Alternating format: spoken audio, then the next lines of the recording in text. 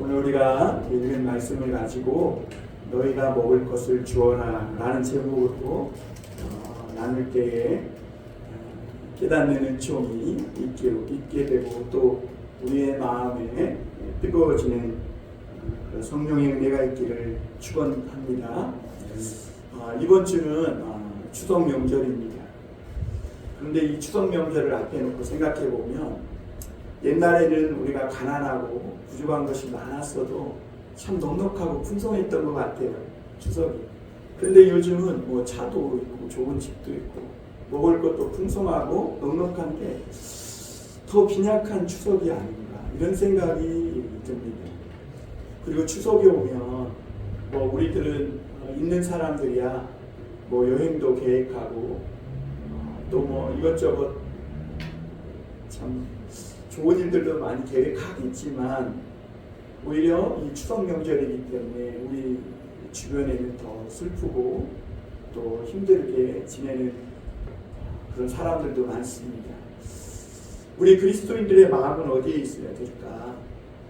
우리도 그냥 세상이 흘러가는 대로 또 세상 사람들처럼 똑같이 이런 분위기와 세상의 그런 흐름에 젖어서 똑같이 그렇게 살아가는 것이 맞을까? 사회적으로는 더 부유해지고 살기 좋아진 것 같지만 그러나 그 사각지대에서 움츠려 있는 그 영혼들을 생각하며 기도하는 그런 마음으로 살아가는 것이 우리 그리스도인들의 오늘날 사명이 아닌가 생각해 보게 됩니다. 오늘 말씀을 들으면서 오늘 이 시대에 그리스도인으로 살아가는 저와 여러분들에게 좀 하나님의 사랑과 은혜로 마음이 뜨거워지는 그런 시간이 되었으면 좋겠습니다. 세상에는 기적을 믿는 사람도 있고 안 믿는 사람도 있습니다. 기적을 안 믿는 사람들은 인생에 어떤 큰 위기가 닥치면 자신의 어떤 수완이나 노력으로 막 애를 써서 극복하려고 합니다. 그러다가 하다가 안 되면 어떻게 해요? 그냥 놔버리죠. 그런데 예수 믿는 사람들은 기적을 믿습니다. 그래서 시대에 빠져 있다가 또 실망하고 뭐 자꾸자기 하는 것 같다가도 예수 믿는 사람들은 끝까지 견뎌요. 그리고 끝까지 견디고 포기하지 않고 있다가 마침내 하나님의 놀라운 기적의 응답을 받으며 살아가요.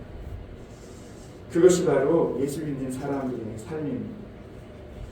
여러분, 우리가 믿는 예수님은 기적을 몰고 다니시는 분이신 줄 믿습니다. 예수님은 가는 곳마다 막 병자가 치유되고 죽은 사람이 일어나고 그리고 예수님을 믿지 않던 사람들이 변화되어 예수님을 믿고 진리를 찾고 구하는 그런 사람들로 일어났던 것을 볼 수가 있습니다. 그래서 예수님이 어디를 가기만 하면 수많은 사람들이 쫓아다녔어요. 그러니까 예수님도 그렇고 제자들도 그렇고 쉴 겨를도 없이 일하신 거예요. 저도 조금 뭐 우리 교회보다 조금 더 큰 교회에 가가지고 부목사 생활을 해보니까요. 목회자들이 쉴 시간이 없어요. 그때는 제가 허리가 28이었고 몸무게가 67이었어요. 아침부터 새벽 4시 20분부터 밤 10시까지 아주 쉴 시간이 없어요. 그리고 이제 제가 교회를 개척하고 나오니까 다들 살쪘대요. 아무래도 여유가 좀 있었던 것 같아요. 그만큼 한국 목회자들이 참 부지런히 그렇게 열심히 살아가요. 그런데 그것만이 좋은 게 아니에요. 때로는 쉼도 필요하구나라는 것을 생각해 보게 됩니다. 오늘 예수님도 참 어디를 가든지 이 많은 사람들이 몰려다니며 하니까 쫓아오니까 식사할 겨를이 없는 거예요. 그래서 예수님은 그럼에도 불구하고 야 저것들 그만 좀 쫓아왔으면 좋겠다 이렇게 한 것이 아니라 그렇게 막 배를 타고 이쪽으로 가면 이쪽으로 몰려오고 저쪽으로 가면 저쪽으로 가면 소문 듣고 몰려. 그런 무리들을 보고 예수님은 마음이 너무 아프신 거예요. 얼마나 인생이 고달프고 지쳤으면 저렇게 참 이 빈들까지 쫓아왔을까. 그래서 오늘 말씀은 예수님은 그들을 보시고 불쌍히 여기셨다 그랬어요. 왕도 있고 바리새인들, 서기관 같은 종교 지도자들도 있고 부자들도 많고, 그런데 세상에서 길을 잃은 수많은 무리들이 목자 없는 양같이 또 부모를 잃은 고아와 같이 그렇게 예수님을 찾아다니는 걸 보면서 예수님은 너무 마음이 아프셨던 거죠. 오늘 우리가 읽은 말씀의 첫 번째 글에서 생각해 볼 것은 세상에는 이렇게 목자 없는 양과 같은 삶의 어떤 대책도 없이 살아가는 사람들이 너무나 많다는 겁니다. 요즘 우리 주변에는요, 아주 기본적인 현실 문제도 해결하지 못해서 힘겹게 살아가는 사람들이 의외로 많습니다. 제가 듣기로는 어떤 한 시나리오 작가가 이 희곡이나 이런 극작가인데 일이 떨어져서 뭘 먹어야 되는데 먹을 게 없는 거예요. 그래가지고 배를 굶다 너무 고파가지고 요만한 포스트잇 쪽지에다가 너무 배고프니까 좀 식은 밥이라도 있으면 달라고 해가 붙여놨다는 거예요. 그런데 옆집 사람이 보고 요즘 시대에 누가 굶는 사람이네 생각하고 이게 누가 장난치는 줄 알고 그냥 떼어버렸다는 거예요. 근데 나중에 보니까 그 시나리오 작가가 죽은 거예요. 굶어 죽은 거예요. 오늘날에도 이런 일들이 있어요. 어떤 사람은 갓난아기를 키우는데 분유사 먹일 돈이 없어가지고 같이 모녀가 죽기도 하고, 참 우리 주변에는 지금도 물질적으로도 그렇지만 특별히 영혼 그 심령도 배고파진 굶주린 그 심령조차 돌봐주는 이 없는 그런 사람들이 많이 있음을 보게 됩니다. 예수님 당시에도 그랬어요. 예수님 주변에도 이렇게 먹지 못하고 가난하고 무엇보다 어떻게 살아가야 할지 삶의 대책이 없는 그런 사람들이 5천 명이나 있었고, 그들이 오늘 예수님을 찾아왔음을 보게 됩니다. 사실 예수님은 우리가 말씀을 보면 여러 번 거절을 당하셨죠. 세례 요한이 하나님의 나라를 전할 때 이 헤롯 왕은 그 수많은 사람들이 굶주리고 유리방황하는데도 자기 생일이라고 큰 잔치를 열고 기름진 고기와 붉은 포도주를 벌컥벌컥 마시면서 한 여자아이가 추는 그 춤에 흥분해가지고 거룩하고 의로운 세례 요한을 죽여버렸어요. 하나님의 나라를 완전히 거절한 것이죠. 예수님의 말씀을 거부한 거예요. 자기 마음대로 살겠다는 거죠. 저 북한에도 그런 사람 있잖아요. 또 예수님은 기적과 축복의 선물 보따리를 가득 싸들고 고향에 갔지 않습니까? 그래서 사람들은 이 나사렛에서 뭐가 선한 게 날 수 있느냐 그랬지만, 예수님은 그래도 기대를 품고 그렇게 가서 회당에서 말씀을 가르쳐주며 막 기적의 보따리를 풀려고 하는데도 고향 사람들은 마음이 너무너무 차가워져서 그 예수님을 거부하고 배척한 거예요. 그리고 고향에서 예수님 어떻게 했어요? 쫓아내버린 거예요. 예수님은 이렇게 여러 번 거절당하고 거부를 당하셨어요. 그런데 놀라운 사실은요, 예수님은 그렇다고 포기하는 분이 아니시나요? 우리가 한 걸음 뒤로 물러서면 주님 10걸음 다가오세요. 오늘도 예수님은 마찬가지예요.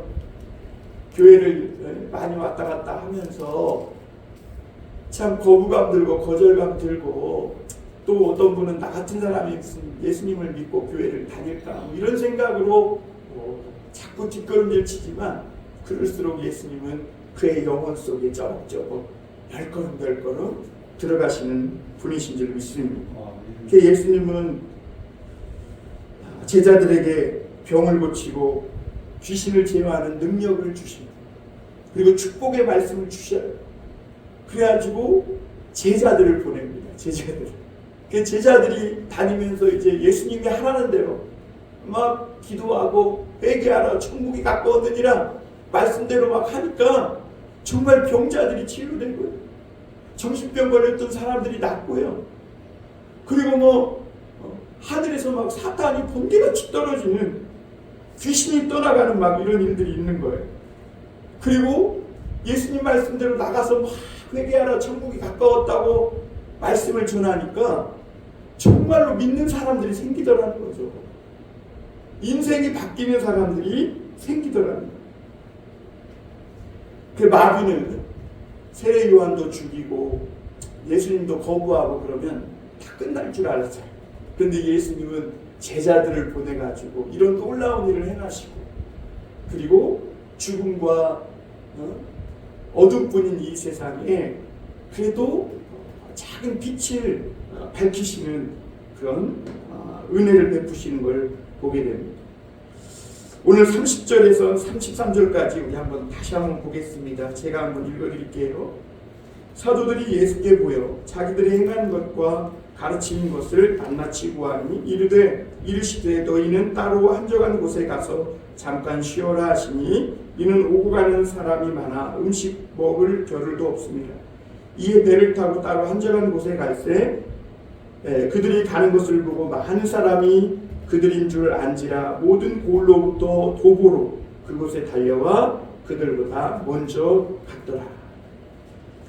예수님은 식사할 겨를도 없이 수고하고 돌아온 제자들을 위로하시면서 너희들 한적한 곳에 좀 가서 쉬어라 이렇게 말씀했어요. 왜냐하면 쉬어야 또 일할 수 있으니까요.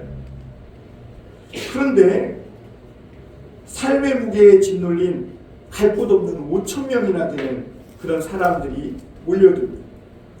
그 사람들은 양식이 없어 배고픈 사람들이 돈이 없어 사 먹을 그런 어떤 길도 없고 양식도 없고 미래도 없는 그런 아무 대책 없는 사람들이었어요.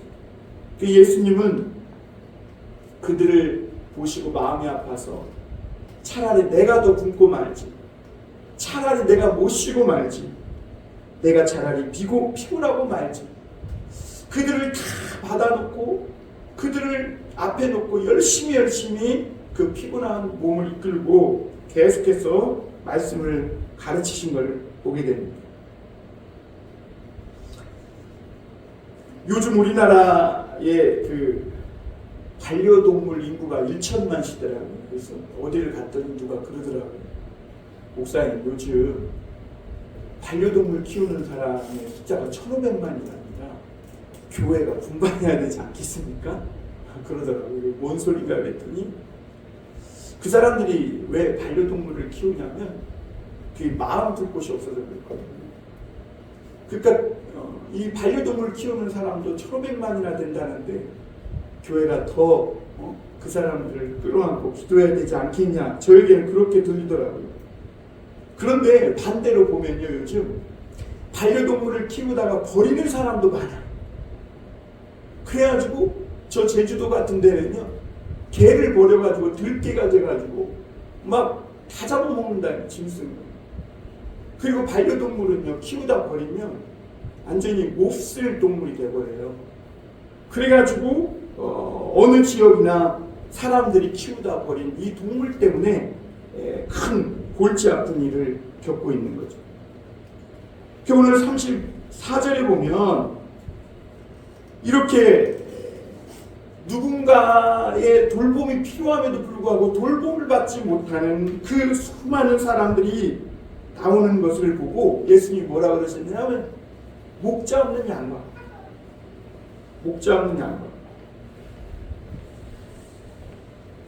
그리고 그들에게 열심히 하나님의 나라의 말씀을 가르칩니다. 그런데 여러분, 우리가 이 객관적으로 생각해 보면 이 사람들은 지금 굶주린 배를 채우러 온 거예요. 그리고 갈 곳이 없어 갔어요. 도움이 필요해서 왔어요. 그런데 이렇게 계속 말씀만 가르치는 게 맞나 이런 생각이 들어요. 예수님께는 지금 떡도 없고 양식도 없잖아요. 그리고 예수님이 돈도 없잖아요. 그런데 예수님이 그 사람들을 모아놓고 열심히 그냥 말씀만 계속 가르치는 거예요. 여러분 배고프면 말씀이 들리던가요? 아마 배고프고 졸린데 설교 말씀이 들어올 사람은 아마 거의 없을 거예요. 이런 사람들에게는 밥부터 먹여야 정신도 좀 돌아오고 의욕도 생깁니다. 그런데 주님은 그런 사람을 붙잡아 놓고 눈치 없이 그냥 계속 말씀만 가르치시는 거예요. 절박한 문제가 생겨서 왔는데 왜 설교만 하느냐 이런 생각이 듭니다. 그런데 여러분 왜 예수님이 이렇게 갈 곳 없는 대책 없어 보이는 양식 없는 이런 사람들이 왔는데 그들을 붙들어 놓고 왜 말씀을 이토록 열심히 가르칠까? 여러분 우리 사람에게도 인생의 모든 문제를 해결하는 가장 큰 능력이 말씀이기 때문에 여러분 우리가 양식이 많다고 물질이 태산같이 많다고 인생의 문제가 해결되는 게 아니에요. 예수님은 이 말씀이 그들이 원하는 생명이기 때문에 이 말씀을 열심히 가르친 거예요. 우리 인생에 양식보다 사실 돈보다 거처할 집보다 더 중요한 것이 뭐냐면 하나님의 말씀인 줄 믿습니다. 예수님이 가르치신 것은요 어떤 철학이나 공자의 말이나 그런 게 아니에요.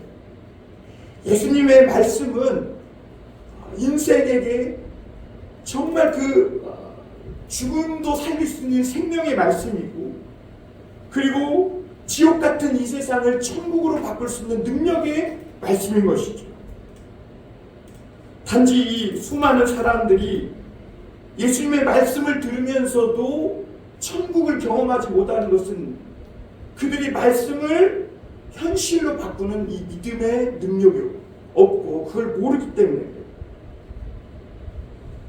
그래서 예수님은 이 사람들이요 지금 갈 곳도 없고 양식이 없는 것도 알아요. 그래서 나중에 제자들은 이 사람들 계속 붙잡고 있기가 부담스럽잖아요. 그러니까 빨리 보내라는 거예요. 해산시켜요. 그런데 주님이 뭐라 그래요? 너희가 먹을 걸 줘라. 이렇게 말씀하신 거예요. 왜냐하면 그들이 아무 대책 없는 사람들인 줄 알았기 때문에. 그럼에도 불구하고 예수님은 계속 말씀을 가르쳐 주셨는데 그 이유가 뭐냐면 그 하나님의 말씀을 들어야 이 세상을 대책 없는 인생을 천국으로 바꿀 수 있는 능력을 알기 때문에 그런 줄 믿습니다. 제가 얼마 전에 이 작은 도서관 교육에 가서 얘기를 하나 들은 게 있어요. 그 강사가 뭐라고 그러냐면 오늘날 그 작은 도서관에서 교육을 시켜줘가지고 바리스타 있잖아요. 커피 내리고 자격증 있는 사람 많다는 거예요. 그래서 우리나라가 세계 바리스타 대회에서 1등을 먹거든요. 그 정도로 실력이 좋다는 거예요. 그럼에도 불구하고 채용할 수 있는 청년이 없다는 거예요. 왜 그러냐? 협업을 못해요. 기술은 탁월해요. 근데 협업을 못한다는 거예요. 그래가지고 그 청년을 어떤 그 사람을 사용할 수가 없어요. 여러분 예수님이 지금 주신 이 말씀이 바로 그거예요. 우리에게 뭐 이것저것 많이 있을 수 있어요. 그러나 그것을 들고 하나님의 이 마음을 가지고 어떤 현실로 바꿀 수 있는 이런 능력이 없다면 아무리 그런 것들 많이 가져봐야 사실은 세상에서 쓰레기밖에 안 되는 것이죠. 두 번째로 우리가 생각해 볼 것은 예수님은 제자들에게 너희가 먹을 것을 주어라 이렇게 말씀하신 걸 볼 수가 있습니다. 예수님을 찾아왔던 사람들은 말씀도 좋고 설교도 다 좋은데 너무너무 배가 고팠어요. 한계점에 도달했고 더 이상 버틸 기력이 없는 거예요. 여기서 그냥 되돌려 보내면 어떻게 되느냐? 너무 굶고 배고픈 나머지 집에 가다가 길에서 쓰러져 죽을 판인 겁니다. 제자들은 어때요? 제자들도 지금 쉬러 온 거잖아요. 열심히 일하고 왔잖아요. 그래서 예수님이 한정한 곳에 너희들 좀 쉬어라. 가서 식사도 좀 해라. 지금 그러려고 한 거잖아요. 그러니까 제자들도 지금 굉장히 피곤하고 지쳐 있는 거죠. 그러니까 이 제자들도 지금 어떤 생각이 드냐면 이 사람들 지금 빨리 돌려보내고 자기들도 마을로 내려가서 뭐 좀 사 먹고 쉬는 게 살 길이라 이런 생각이 든 거예요. 그러니까 제자들은 예수님과 달라요. 그 대책 없이 뭔가 삶의 희망의 끈을 붙잡고 온 사람들을 향하여 예수님은 긍휼히 여기셨지만 제자들은 그들이 부담스러워. 빨리 이걸 파하고 그냥 자기들 지친 몸이나 좀 쉬었으면 좋겠다. 이런 생각이 든 거죠. 그래서 제자들은 예수님이 빨리 말씀을 끝내고 해산하기만 기다리고 있었습니다. 그런데 예수님은 눈치 없이 끝낼 생각이 없어요. 계속해서 막 여러 가지로 말씀했다 그러잖아요. 여러 가지로. 천국의 비유도 말씀하시고 씨 뿌리는 자의 비유도 말씀하시고 막 이것저것 하나님 나라의 말씀들을 계속 가르칩니다. 그러니까 이제 거기에 있는 제자들도 한계에 부딪힌 거예요. 그래서 오늘 35절, 36절에 보면 이렇게 말씀합니다. 우리 같이 한번 35절, 36절 읽어보겠습니다. 시작. 때가 저물어 가매 제자들이 예수께 나와 여짜오되 이곳은 빈들이요 날도 저물어 가니 무리를 보내어 두루 촌과 마을로 가서 무엇을 사 먹게 하옵소서. 제자들은요 기다리다 못해 이제 예수님께 나아가 얘기해요. 예수님 조금 있으면 이제 날이 어둡고 캄캄해지니까 이 사람들 빨리 끝내서 파하지 않으면 큰일입니다. 그러니까 빨리 마을로 가서 뭐를 좀 사 먹게 하십시오. 이렇게 제안을 했습니다.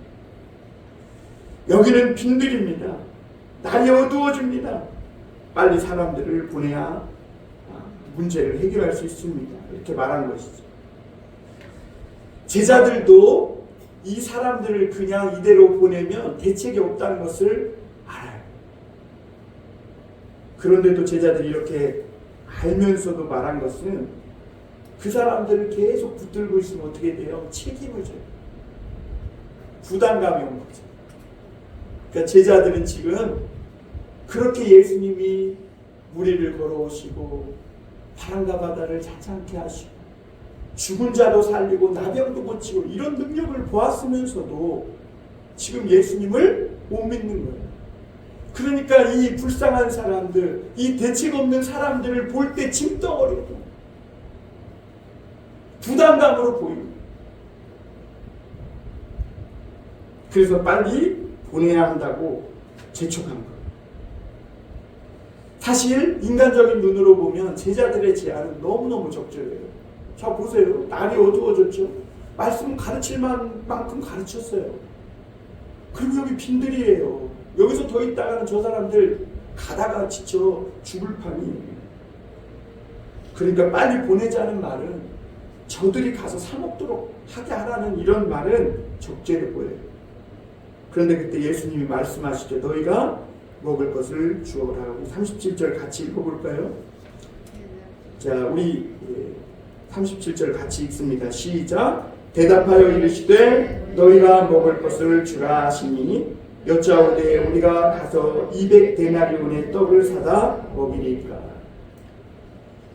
예수님은 그 제자들의 보충을 듣고도 아주 해맑은 모습으로 너희가 먹을 것을 줘라. 그래요. 여러분 이 말씀이 오늘 저와 여러분들에게 주시는 말씀으로 들려지기를 바랍니다. 네? 또 우리에게 들려주십니다.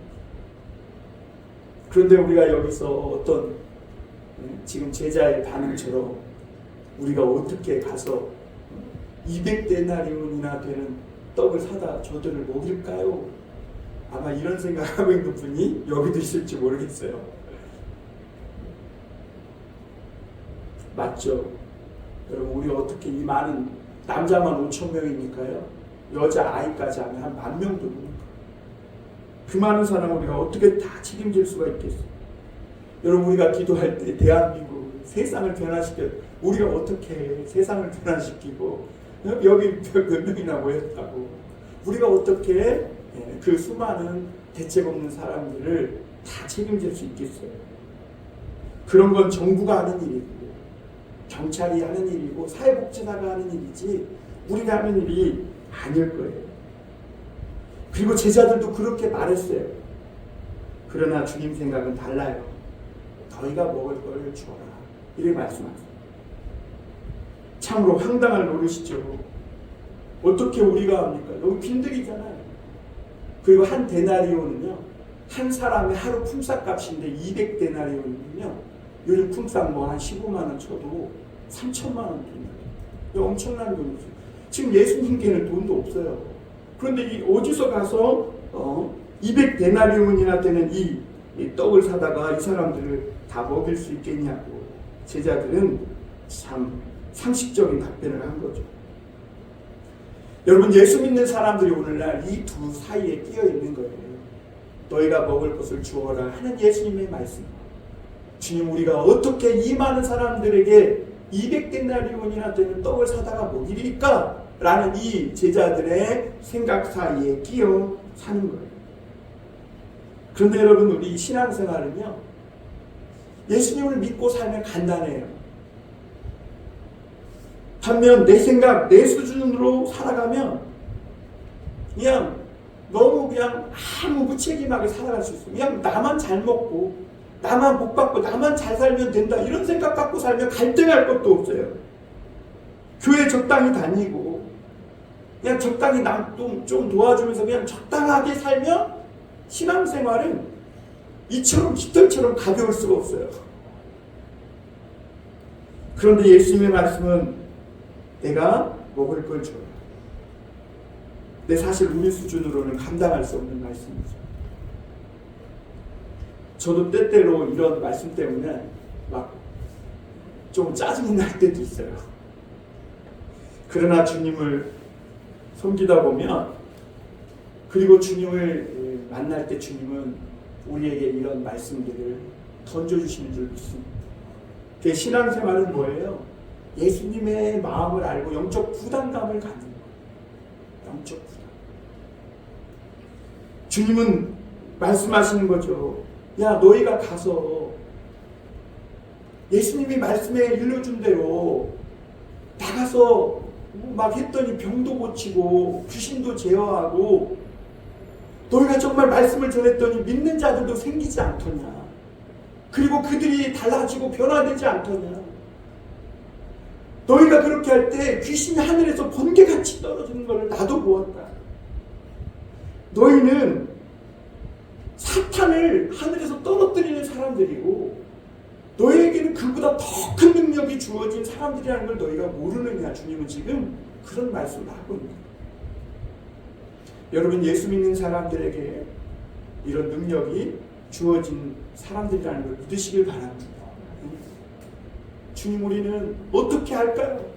우리에게 뭐가 있다고 세상을 변화시킬까요? 아니에요. 오늘날 이 큰 교회들이 대한민국에 이렇게 많은 건요, 여러분, 누군가가 하나의 미랄의 땅에 떨어지고자 하는 영적 부담감을 갖고 저 태평양 바다를 건너서 세계 전도를 보면 전과 같은 이 나라에 와서 그렇게 하나님 앞에 자신을 드렸기 때문에 오늘날 대한민국에 이렇게 부흥이 일어나고 그 하나님의 축복으로 이런 놀라운 성장을 거두게 된 줄 믿습니다. 그때 당시에 우리나라는 상추 틀고 있었고요. 수많은 미신 섬기고 있었어요. 언더우드의 선교사님의 기도를 보면 참 감동이 돼요. 주님, 저들은 머리에다 뭔가를 틀고 그리고 하얀 두루마기를 입고 저들의 웃지도 않고 무표정한 얼굴로 도대체 저들의 속을 모르겠다는 거예요. 그리고 나는 이 땅에 하나님이 보내서 왔는데 뭘 어떻게 해야 될지 모르겠다는 거예요. 그러나 하나님이 나를 이곳에 보내셨으니 하나님의 미랄이 땅에 떨어져 죽으면 많은 열매를 맺는 것처럼 오늘 저를 통해 이 나라 이 민족이 하나님께 쓰임받는 큰 나라가 될 줄 믿습니다 하고 그렇게 자기 자신을 드렸더니 오늘날 어떻게 된 거예요? 이 나라에 엄청난 부흥이 일어나 믿는 자들이 많아지고 그러면서 사회가 청결해지고 깨끗해지고 도박하던 사람이 도박을 끊고 부인 막 좁혀도 좁히고 술 먹던 사람들이 그런 생활을 버리고 그리고 열심히 일하고 정직하고 깨끗하게 살면서 이 나라가 이렇게 잘 살게 되는 거죠. 여러분 예수 믿는 사람에게 주님은 그런 능력을 주신 줄 믿습니다. 오늘도 우리가 예수님으로 인해 이름으로 나아가면 귀신도 하늘에서 떨어뜨리는 놀라운 능력을 행할 수 있는 사람이 되는 줄 믿습니다.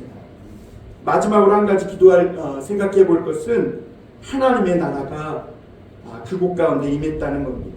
빈들에 5,000명과 제자들 그리고 거기 모인 사람들이 모두가 다 예수님만 쳐다보고 있었어요. 이 시경이 되기 전에 빨리 돌려보냈어야 했는데 예수님이 눈치 없이 말씀만 가르치다 너무 늦은 거예요. 그런데 놀랍게요.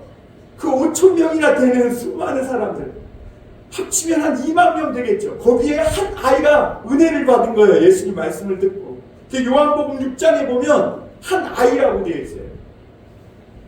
그 아이가 은혜를 받고 어른들은 심지어 제자들도 걱정뿐이고 막 왕창 부담감만 있는데 한 아이가 예수님의 말씀을 듣고 아멘 한 거예요. 같이 해볼까요? 아멘. 네. 그 아이가 근데 예수님의 말씀을 듣고 은혜를 받으니까 막 마음에 자기도 배고프고 힘들지만 기쁨과 감사가 넘치는 거예요. 은혜를 받으니까 막 예수님의 말씀이 믿어지는 거죠. 그리고 자기는 못 먹어도 배고프지 않아. 그리고 어머니 도시락을 쓱 보니까 이건 내가 먹을 게 아니라 여기에 보니까 수많은 사람들이 기진맥진해 있는데 나보다 더 아프고 힘든 사람들이 먹어야 되겠다. 그래서 예수님께 자기가 먹을 도시락을 드린 거예요. 이 아이가 그 수많은 사람 중에 아이 하나가 주의 말씀을 듣고 은혜 받고 아멘 하니까 그 영혼이 막 사랑이 흘러 넘치고 충만해진 거예요. 그리고 말씀대로 예수님 말씀대로 아멘 하고 그 말씀대로 아이는 예수님께 자기가 먹을 도시락을 드린 거죠. 여러분 사람이요 극한 상황까지 가면 지성이고 교양이고 다 본성이 드러나는 거예요. 특히 목사님들도요 그 체육대회에서 배구대회라도 하잖아요. 금이 닿니 안 닿니 난리가 없어요. 저도 가보니까 실종한 적이 한두 번이 아니에요. 제가 젊은 목사인데 내가 목회를 계속 해야 돼. 그래갖고요 옛날에 우리 있었던 그 교단은 체육대회 안 하기로 했어요. 너무 싸워가지고 본성이 다 나오는 거예요. 그런데 이 아이는 어때요? 그런 극한 상황에서도 예수님께 은혜를 받으니까 자기보다 더 굶주린 이 여러 사람들을 위해 내놓는 것이죠. 38절 우리 한번 같이 읽어볼까요? 시작. 이르시되 너에게 떡 몇 개나 있는지 가서 보라 하시니 알아보고 이르시되 떡 5개와 물고기 2마리가 있더이다 하거늘. 이게 오늘 이 오병이어 말씀은요 마태, 마가, 누가, 요한복음에 다 기록되어 있어요. 그만큼 중요한 말씀이라는 것이죠. 그런데 요한복음에 보면 그걸 누가 드렸냐면 한 아이가 드렸다고 이렇게 말씀하고 있어요. 그런데 여러분 생각해보세요. 5,000명이나 되는 남자와 물고기 2마리와 떡 5개가 무슨 상관이 있겠어요? 이 작은 걸로 뭘 세상을 바꾸고 뭘 전도하고 이 작은 거 가지고 이 문제를 어떻게 해결할 수 있겠어요? 우리가 가진 건 보리떡 5개, 물고기 2마리 뿐이죠. 그렇지 않아요? 그러나 하나님의 나라는 세상과 반대로 이 작은 겨자씨에서 시작되는 줄 믿습니다. 세상은요 시작이 화려해요. 빛과 번쩍해요. 막 테이프 끊고 막 우렁차요. 근데 용두사람들은 끝나요.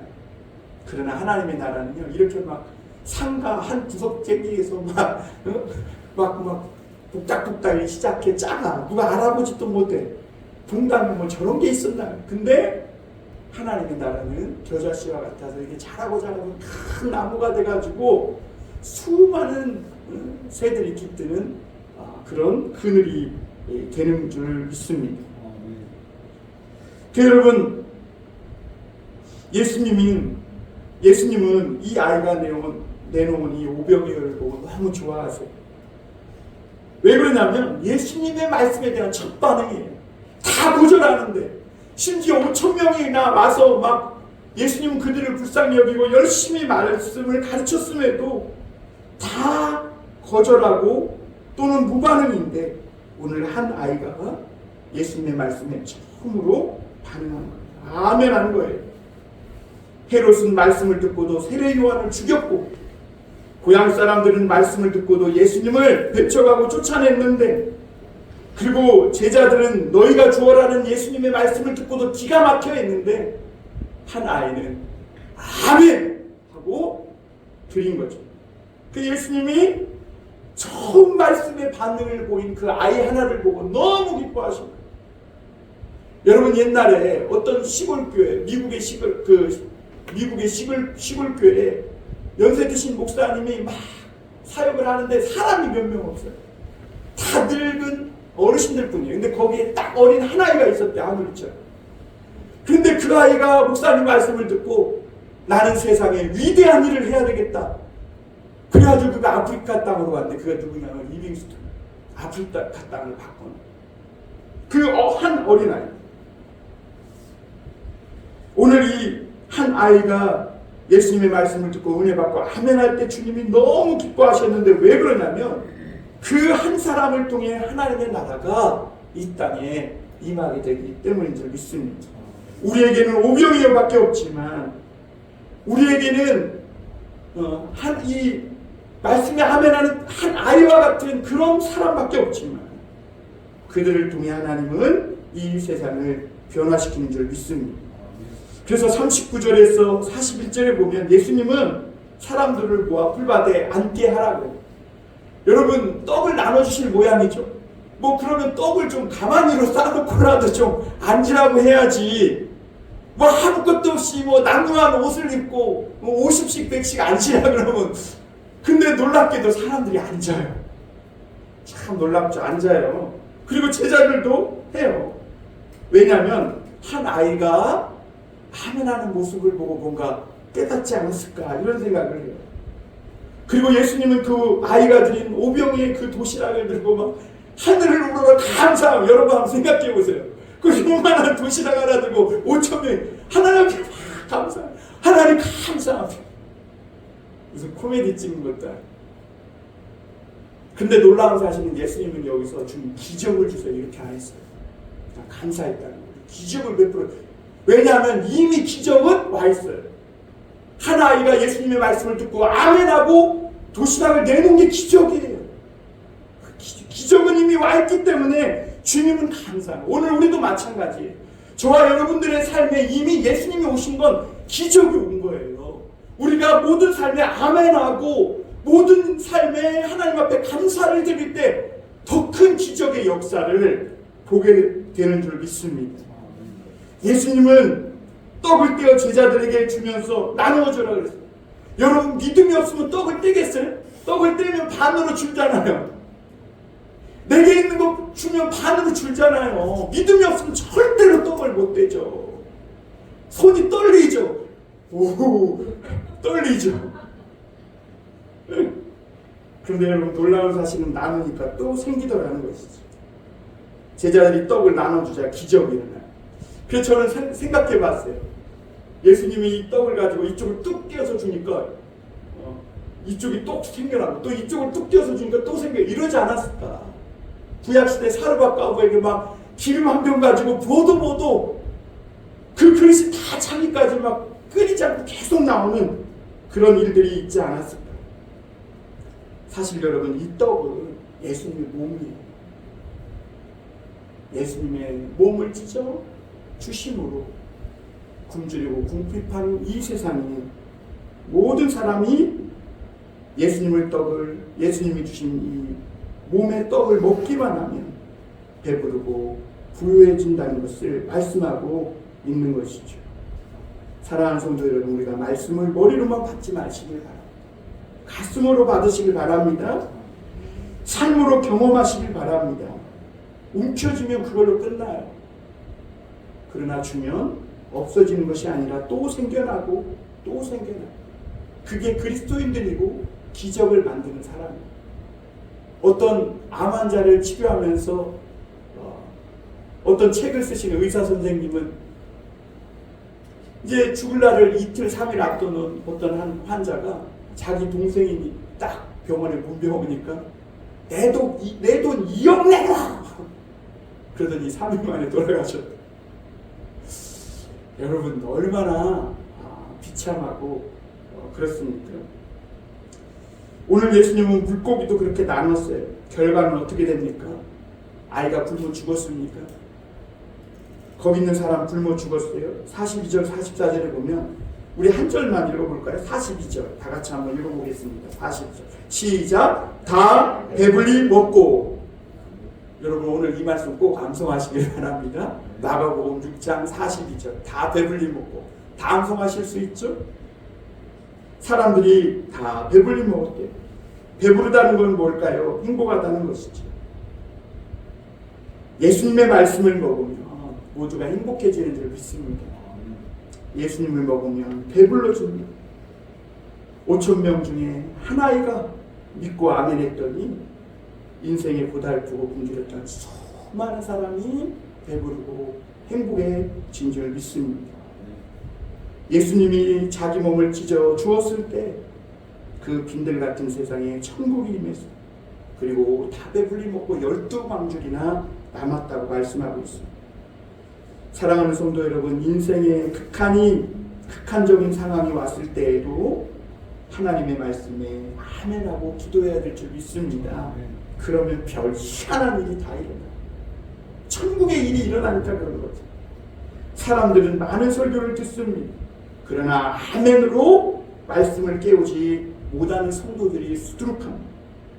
예수님의 말씀 자체가 우리 능력이고 생명인 줄 믿습니다. 예수님께는 모든 대책이 있어요. 아무리 대책 없는 사람도 예수님의 말씀에 아멘하면 대책이 생기는 줄 믿습니다. 빈들에서도 결핍이 아니라 만족으로 배불러지고 행복해지는 삶으로 변화되는 것이죠. 하나님의 공급하시는 기적을 보는 것입니다. 우리가 말씀으로 삶으로 아멘하여 하나님의 기적을 만들어가는 그런 축복의 그리스도인들이 다 되시게 되어 주님의 이름으로 축원합니다. 기도하겠습니다.